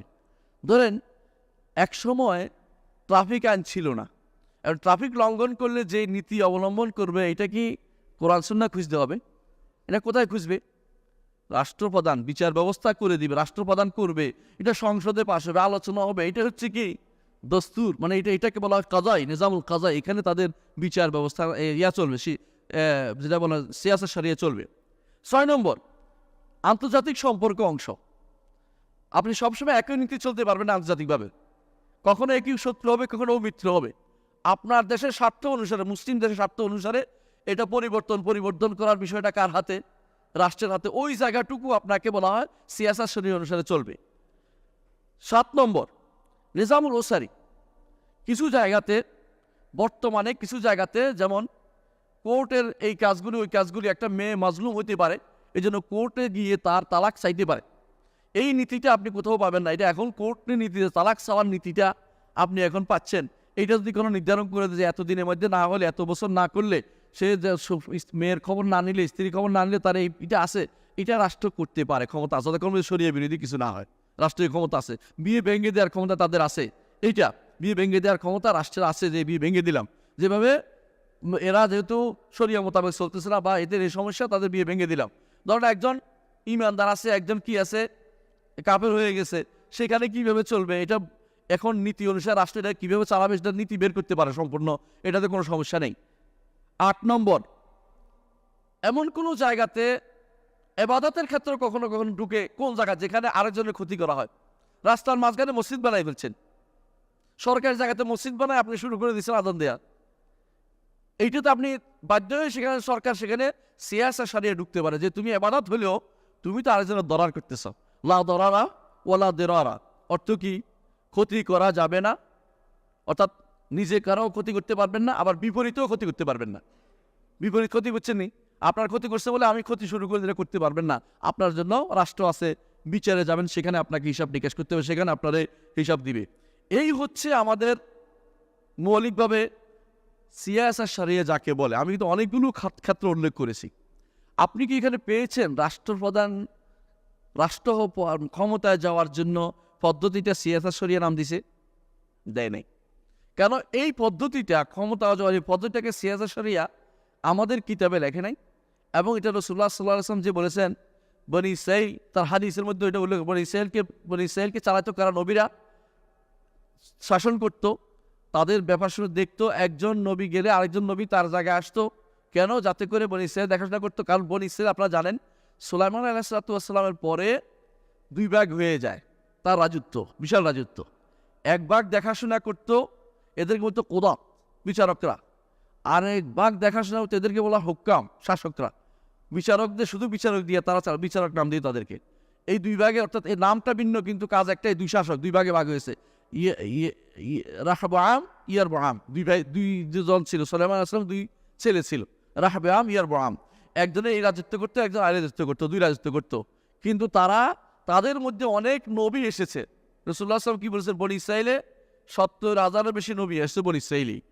বিভিন্ন বর্ণনায় এটা স্পষ্ট হয়েছে। এর অর্থ হচ্ছে এরা শাসন করত। শাসন করার কারণে তারা কি করত? সিয়াসা সারিয়া করত। কিন্তু যারা শাসন করেনি, এরা সিয়াসা সারিয়া কেমনে করে, এটা আমার বুঝাই বলতে হবে। তাহলে বোঝা গেল যে ক্ষমতায় যাওয়ার জন্য যে পদ্ধতিটা, এটাকে সিয়াসা সারিয়া বলা যাবে না। এটা হ্যাঁ বলতে পারেন। এখন আমরা এটা কি নাম দেব? আমরা কি তাহলে চুপ করে বসে থাকবো? বাতিল আমাদের উপর যে আক্রমণ করে চলে যাবে, এটা কি হতে পারে? এটা আসলে হতে পারে না, কথা ঠিক না? হতে পারে না। তাহলে কি করতে হবে? বাতিলকে প্রতিহত করার জন্য নবীদের কি নীতি ছিল? কি করেছিল? এক পক্ষ এক কাফেরের হাতে করে আরেক কাফেরও তাড়াইছে নাকি? এরকম নীতি ছিল? বাতিল যখন ব্যাপক আকার ধারণ করে, তখন কোন জায়গায় চলে যায় মানুষ? নবীদের দাওয়াতের দিকে দেখতে হবে। এমন একটা পদ্ধতি, এমন একটা জায়গায় আমরা উপস্থিত হয়েছি এখন বর্তমানে, যেটাকে বলতে পারে সবচেয়ে অন্ধকারাচ্ছন্ন এলাকা, যেখানে মুসলিমরা তাদের দিন বুঝে না, দিনের আকীদাও তাদের কাছে নাই, আকীদা বিশ্বাসটা তাদের কাছে নাই, ইবাদতটা তারা মানতে চাচ্ছে না, মুআমালাত তো মোটে দূরের কথা। তারপরে তাদের আন্তর্জাতিক নীতি তারা বুঝেই না, এমনকি তাদের পারিবারিক জীবনও তাদের শরীয়ত মোতাবেক চলছে না। আপনি চোখের মধ্যে দেখতে পাচ্ছেন, একজন মানুষকে আমরা কোনোভাবেই দিনের মধ্যে রাখতে পারছি না। সেখানে আমি রাষ্ট্রটা কীভাবে একটা রাষ্ট্র কিসের উপর প্রতিষ্ঠিত থাকে আমাকে বলেন তো?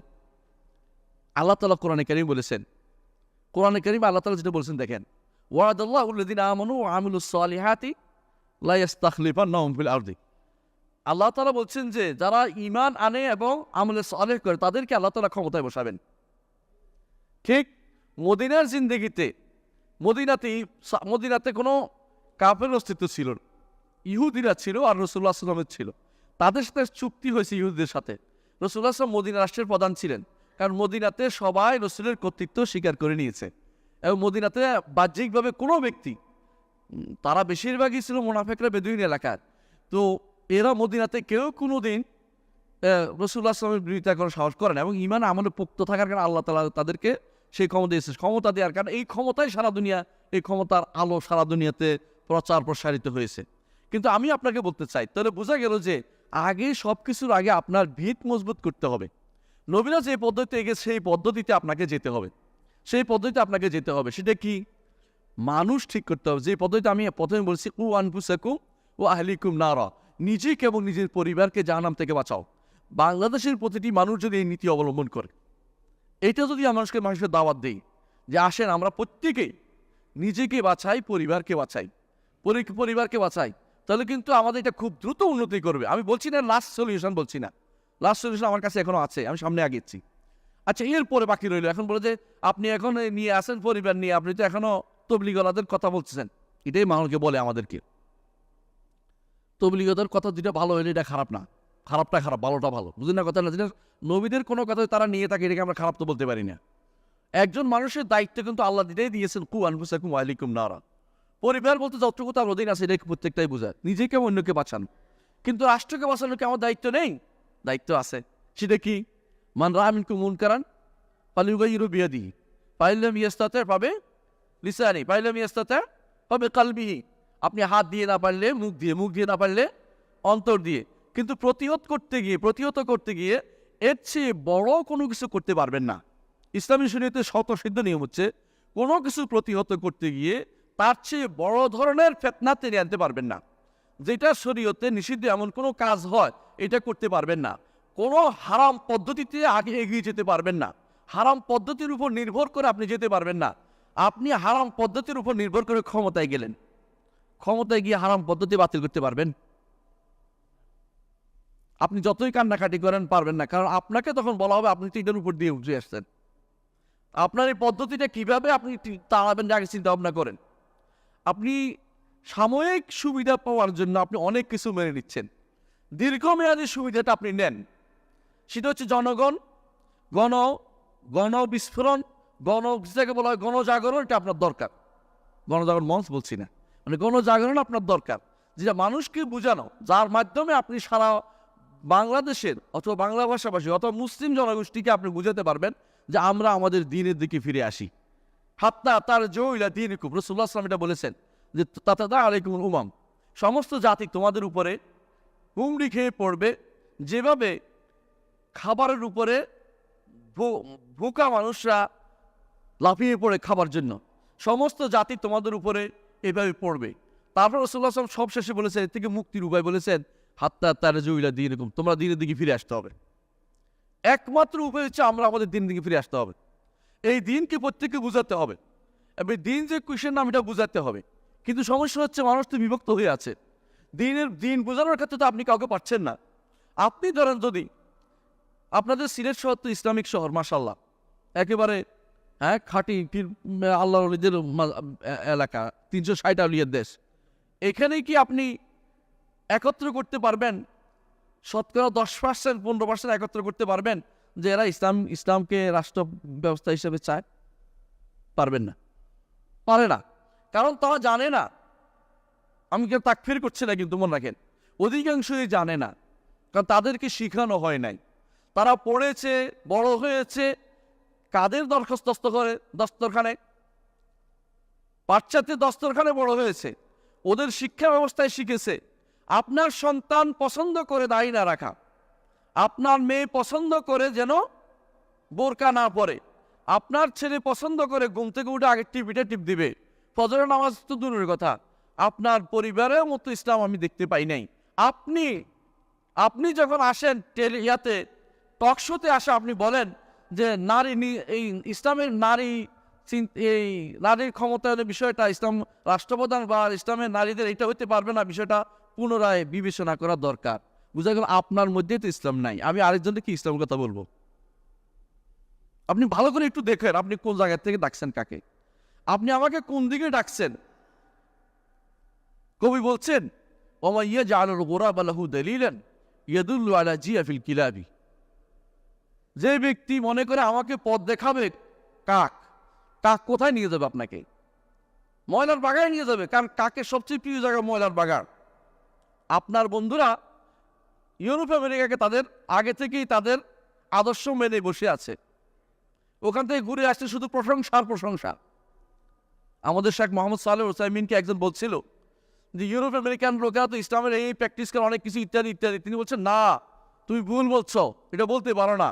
ওরা মাদিউন বাহাত, ভালো ব্যবহার করে শুধুমাত্র অর্থনৈতিক কারণে। তুমি ইসলামের কথা বলো, তোমার সাথে ভালো ব্যবহার করবে না। বোঝা গেল ভালো ব্যবহারটা তারা একটা স্বার্থের জন্য করছে। তুমি যত ছাড় দিবে অত তাদের কাছে প্রিয় হবে। কাফের কাছে প্রিয় হওয়ার জন্য আমি যত পারি তত ছাড় দিই। ভালো করে দেখেন, অনেক কিছুই ছাড় দিবে শুধু একটা ক্ষমতার স্বাদটা পাওয়ার জন্য। এটা হতে পারে না ভাই, এটা করেন না। রাশেদ আল গান্নুসি নাম শুনে থাকবেন, ইসলামের নাম দিয়ে গেছে তিউনিসিয়ার ক্ষমতা, যাইয়া বলতেছে অসম্ভব, আমি ইসলাম প্রতিষ্ঠা করতে আসি নাই, তিউনিসিয়ার মানুষের ভাগ্য পরিবর্তন, তাদের অর্থনৈতিক উন্নয়নের জন্য এসেছে। দিনে দিনে পরিবর্তন। তিউনিসিয়ার উদাহরণ দিলাম, মরক্কোর উদাহরণ দেয়। মরক্কোর ক্ষমতায় আসছে ইসলামিক লোকেরা, মরক্কো তো আপনারা রাজা শাসিত। আইসাই বলতেছে প্রথম যে কাজটা করেছে এটা হলো ইসরায়েলের সাথে একটা শান্তি চুক্তি করছে সবার আগে। বুঝছেন তো কত আগে দৌড়াতে পারেন আপনি। ওরা তো এমন অবস্থা হয়েছে মনে হচ্ছে পিছনে আগুন লাগাই দিছে, বানালে যে আগুন লাগাই দিলে দৌড়ায় না। ওরা যেন ফেতনার মধ্যে এভাবে দৌড়াচ্ছে। আল্লাহ তাআলা যে বলছে আলা ফিল ফিতনাতে সাকাতু, তারা ফেতনার ভয় করতেছে, ফেতনার মধ্যে পড়ে আছে। তারা যে কাজটি করছে কোনোদিনই ইসলাম করতে পারবে, এইভাবে ইসলাম প্রতিষ্ঠিত হয় নাই কোনোদিনই। যে আপনি ছাড় দিয়ে যত পারেন ছাড় দিয়ে তাদের নীতি মেনে উঠবেন, এরপর বলেন যে তোমাদের নীতি আমি চালাবো না, ওরা আপনাকে একদিনও ছাড় দিবে না। দেয় নাই তারা। আপনাদের চোখের সামনে মিশরের অবস্থা রয়েছে, কয়দিন ছিল ক্ষমতায়, কত বছরের রাজনীতির পরে ক্ষমতায় গেছে, 1 বছর, এরপরে 1 বছরে শেষ। কি করলেন আপনারা? এটা ক্ষমতা না গেলেও তো আপনাকে আল্লাহ ধরতো না। আপনি তো হক কথা বলতেন, প্রতিটি মানুষকে হক কথা বলার মতো জুরআত তৈরি করে দেন, সাহস তৈরি করে দেন। হারামকে হারাম বলা শিখুন, হালালকে হালাল বলা শিখুন, মাসলাহাতের নাম দিয়ে, স্বার্থের নাম দিয়ে, এবং তথাকথিত মাকাসেদের নাম দিয়ে। এর নাম দিয়েছে মাকাসেদ শরিয়া। এটা না মাকাস শরিয়া না, নিজেরা বানিয়ে একটা মাকাস শরিয়া বানায়। হ্যাকমত কেউ কেউ বানাকে, হ্যাকমত চলতেছে এখন। এক একজনের এক এক হ্যাকমতে আর মাকাস শরিয়া দিয়ে আমার ইসলাম তো বরবাদ করে দিয়েছে। ক্ষমতায় যাওয়ার পরে পর্দাকে বানাইছে শর্ট বোরকা। আছেন আপনাদের আশেপাশে? এগুলি কোন ইসলাম? কোনটা চালু করে দিলেন আপনি? আপনাকে আপনার মাবদায় এক বিন্দুও ছাড়বেন না। আল্লাহ তাআলা বলছেন ওয়ালা তালবিসুল হাক্কা বিল বাতিল ওয়া তাকতুমুল হাক্কা ওয়া আনতুম তা'লামুন। হক এবং বাতিলকে মিশ্রণ করো না। কারণ কি? ওয়া তাকতুমুল হাক্কা, যতটুকু মিশ্রণ করবেন অতটুকুই হক বা হক ছাড়া হবে, অতটুকু হক ছাড়া হবে। হক ছেড়ে দিয়েছেন আপনি ওইটুকুর মধ্যে। কারণ বাতিলের একটু মানা অর্থ হচ্ছে ওইটুকু হক আপনি ছেড়ে দিয়েছেন। এই জন্য আল্লাহ তাআলা বলছেন ওয়া তাকতুমুল হাক্কা, যদি হক এবং বাতিল মিশ্রণ করো তাহলে হক এবং তাহলে কি করলা? হককে অতটুকু ছেড়ে দিলা। হককে তো আমার ছাড়ার সুযোগ নাই, আমার পক্ষে তো এক বিন্দু ছাড়ার সুযোগ নাই। অন্যায় হলে আমাকে বলতে হবে এটা অন্যায়, ন্যায় হলে ন্যায় বলতে হবে, এই সাহসটুকু নাই। কিন্তু ক্ষমতা যাওয়ার সাহসটুকু আসলে সবাই করে, তাই না? কিন্তু হককে হক বলার সাহস অনেকেরই নাই। বরং এখানে এসে তাওয়িল চলে। এই তাওয়িল আসলে আমাদের চলবে না, এটা আমাদের মনে রাখতে হবে। আচ্ছা, দ্বিতীয় বলেন যে আরো একটি পদ্ধতি আছে। সেটা কি? যে কোনো ইমামরা তো বলেছেন, কোনো শেখ তো বলেছেন ভোটের মাধ্যমে আসা যায়। আমরা এটা মানলাম না, ভোটের মাধ্যমে আসলাম। ভোটের মাধ্যমে অনেকেই তো অনেক জায়গায় গেছে, ইসলামের কি কোনো উপকার হয়ে গেছে খুব বেশি? আমরা পরীক্ষা করে দেখছি কিছু হয়নি। এক সময় তো ক্ষমতা ছিল অনেকে, কিন্তু ক্ষমতা থাকার পরেও তাদেরকে দেখি না যে কোনো কিছু এদিক সেদিক করতে। তাহলে বিকল্প কি? যতই বলেন বিকল্প কি? বিকল্প হচ্ছে আমরা ঠিক হয়ে যাই, আমি আমার পরিবার ঠিক করি, আমি যাদের কাছে আছি তাদের ঠিক করি। শরীয়ত এটাই আমাকে বলে দিয়েছেন, আলা কুল্লুকুম রাইন ওয়া কুল্লুকুম মাসউলুন আন রাইয়াতিহি। তোমাদের প্রত্যেকে রাখাল, তার রাখালিপনার সময় তাকে জিজ্ঞাসা করা হবে। শাসকের রাখালিপনা সম্পর্কে শাসিতকে জিজ্ঞাসা করা হবে না, এটা ওকে জিজ্ঞাসা করা হবে যে ক্ষমতায় আছে। আমাকে জিজ্ঞাসা করা হবে পরিবার সম্পর্কে। আমি যদি কোনো এলাকার চেয়ারম্যান হই, আমাকে জিজ্ঞাসা করা হবে আমার অধীনস্থ যারা আছে তাদেরকে, মেম্বার সম্পর্কে, এরা কি করেছে। আমি যদি এমপি সাহেব হই, আমার বিশাল দায়িত্ব রয়েছে। এই এলাকায় কোনো হারাম কাজ হলে অথবা আমি প্রশ্রয় দিলে আল্লাহর কাছে জবাবদিহি করতে হবে। আমি এই ব্যক্তিকে, এমপি সাহেবকে বা কাউ মুখে বলতে পারি এটা কিন্তু ভালো হচ্ছে না বা এটা ভালো কাজ নয়, বলতে না পারলে ঘৃণা করতে হবে। কিন্তু আমি এটার বিরুদ্ধে লাঠি সোটা নিয়ে নামতে আমাকে আল্লাহ বলে নাই, আমাকে লা ইউকাল্লিফুল্লাহু নাফসান ইল্লা মা আতা, আল্লাহ কাউকে তার সাধ্যের বাইরে কষ্ট দেন না, এটা আমার সাধ্যে নাই, এটা মনে করতে হবে। তাহলে কি করতে হবে, আমাকে এক জায়গায় আসেন, সেটা খুব ভালো। যদি আপনি এলাকা পুরোটা ঠিক শুদ্ধ করতে পারেন, ওই এলাকায় ঢুকতে হলে ঠিকই টুপি মাথা দিয়ে ঢুকতে হবে, ঠিক কিনা বলেন? আপনার এলাকায় যদি সবাই যদি বলে যে আমরা কিন্তু এমন লোককে ভোট দেবো যে লোক শরিয়ার কথা বলে, ইসলামের কথা বলে, মানুষদেরকে বলেন, দেখবেন যে ওই ব্যক্তি যে আপনার ভোট চাইতে আসবে ভয়ে আসবে না, যেহেতু অন্যায় করে নিজেই, কিন্তু আমার ভোট নিয়ে আমার লম্বা করে ছেড়ে দিব। বুঝে আসেন না কথাটা? তো দোষটা কার? আপনি কি করছেন? আমি যাই করি না কেন মুখে ইসলামের কথা বলি, এটা হচ্ছে এখন। আমি আমার 3.5 হাত বডির মধ্যে ইসলাম প্রতিষ্ঠা করতে পারি নাই। আমার কাপড় টাকলুর নিচে আছে, আমার দাঁড়িয়ে ছাটা আছে, আমি এটা করছি ওইটা করছি, কিন্তু কোনোটাকে আমি ইসলামের পক্ষে পেশ করতেছি না, এটা ইসলামের আদর্শ হিসাবে বলতে পারছি না, অথচ আমার মধ্যে রয়ে গেছে। আর আমি কান্নাকাটি করছি যে ইসলাম রাষ্ট্রে প্রতিষ্ঠিত হলো না। রাষ্ট্রে প্রতিষ্ঠিত হলে কোন কোন জায়গায় আপনি ইসলাম প্রতিষ্ঠা করবেন আমাকে বলেন তো।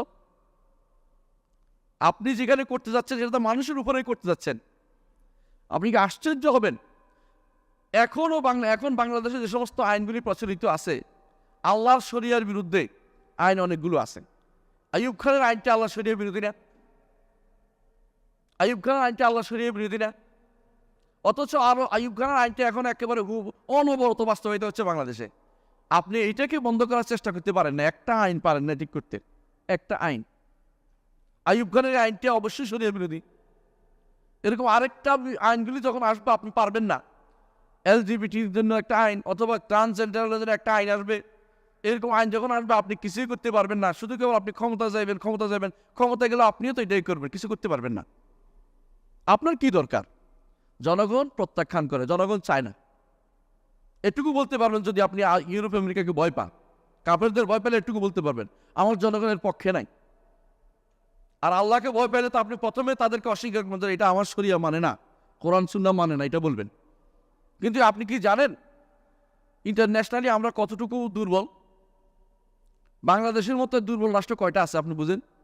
শক্তিশালী আপনি মুখের দ্বারা, বাস্তবতা আপনি কতটুকু?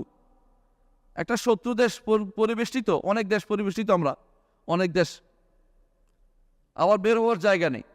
মুসলিম জনগোষ্ঠী এখানে আছে, এখানে আপনি যে লাফালাফি করেন আপনার শেষ পরিণতি কি হবে? আপনার পরিণতি এটাই হওয়া উচিত। এই অবস্থাতে যে কাজগুলি নবীরা করেছেন সেটা কি? একা এসেছেন, হাসরের মাঠে একা আসবেন, তার কোনো অনুসারী থাকবে না। নবীর কি সমস্যা আছে? নবীর কি সমস্যা হবে? জান্নাতের সমস্যা হবে? আপনিও যদি নবীকে দাওয়াত দেন নাই, দাওয়াত দিয়েছেন কিন্তু কেউ গ্রহণ করেনি, সমস্যা নেই, আপনার দাওয়াতটা আপনি দিয়ে যান না। আপনার এখন সবচেয়ে বেশি দরকার দাওয়াত ও তবলিগের। প্রতিটি মানুষের দরকার দাওয়াত ও তবলিগের।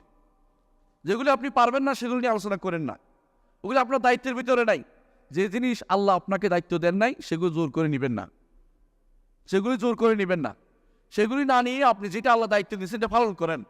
প্রত্যেকে যদি তার দায়িত্ব পালন করে সেখানে অবশ্যই ইসলাম প্রতিষ্ঠিত হবেই হবে। দায়িত্ব পালনে অবহেলা করতে নিষেধ করেন মানুষদেরকে। আপনার পরিবারে, আপনার আশেপাশে যাদের দায়িত্ব আপনি আছেন তাদের মধ্যে আপনি ইসলামকে প্রতিষ্ঠা করেন, সারা বাংলাদেশ ইসলাম প্রতিষ্ঠিত হয়ে যাবে ইনশাল্লাহ। এখানের বাড়াবাড়ির দরকার লাগবে না, আর আনির দরকার লাগবে না, কোনো বোমা মারা লাগবে না, পেট্রোল বোমা লাগবে না, রাস্তাঘাটে হইচই করা লাগবে না, ওই হরতাল করা লাগবে না, এগুলি ইসলাম অনুমোদন করে না। হরতাল করে ক্ষমতা যাওয়ার পরে হরতাল নিষেধ করবেন, কত বড় সাহস আপনার? ধর্মঘট করে আপনি ক্ষমতা যাবেন, কাজকর্ম বন্ধ করে দিয়ে হাজার লক্ষ লক্ষ টাকা নষ্ট করে, এরপর যেমন যে না চলবে না, এটা হারাম, তো তুমি আয় করছো কি করে? আপনার কর্মকাণ্ড ইসলামিক না তো। তাহলে আপনি এটা ইসলামিক রাজনীতি নাম দিচ্ছেন কি করে আমাকে বলেন? এটা কোন ইসলামী রাজনীতি? ইসলামী রাজনীতি কেমনে হলো? এটা তো শরীয়ত মোতাবেক হয় নাই, শরীয়তের উদ্দেশ্য মোতাবেক হয় নাই, সরাসরি হারামের উপর দিয়ে হেঁটে হেঁটে আপনি যাচ্ছেন। তাহলে আপনার ইসলামিক হলো কি করে? এটা ইসলামিক হলো কি করে? আপনি যদি কোনো কারণে যেতে পারেন, কোথাও চলে গেছেন, আমি আপনার বিরোধিতা করছি না, যাওয়ার পরে আপনার প্রথম দায়িত্ব হবে হক কথা বলা।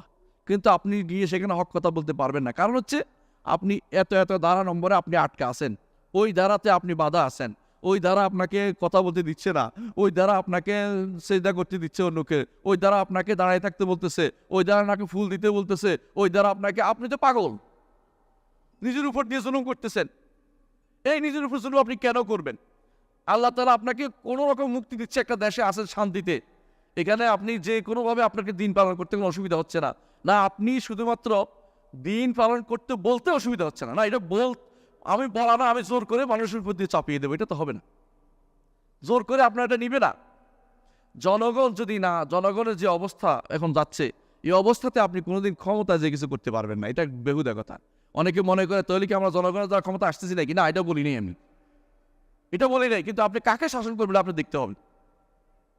উমর ইবনে আব্দুল আজিজ বলছিলেন একদিন তার মামাকে, ওবায়দুল্লাহ ইবনে ওমরকে বলছিলেন, আব্দুল্লাহ ইবনে ওমর তাকে বলছিলেন যে মামা, আমি কেন অনেক কিছু করতে পারি না যেটা শরীয়ত মোতাবেক, অনেকেই উল্টাপাল্টা করতেছে, তা ধরতে পারি না কেন?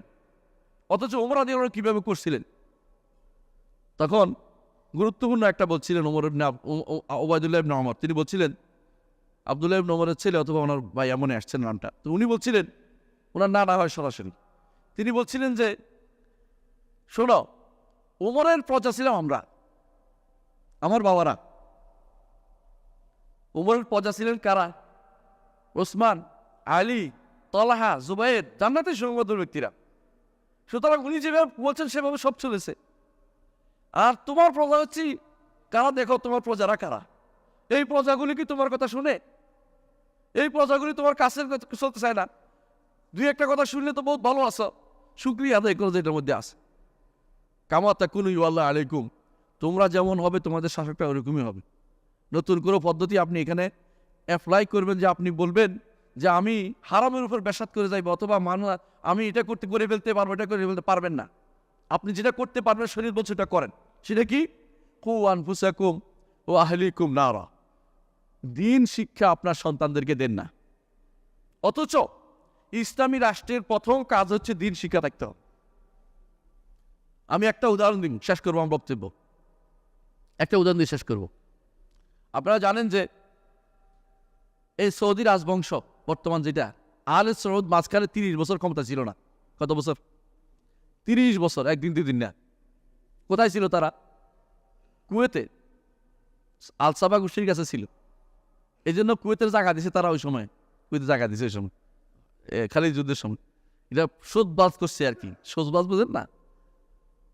30 বছর ছিল কুয়েতে, পালাইছিল।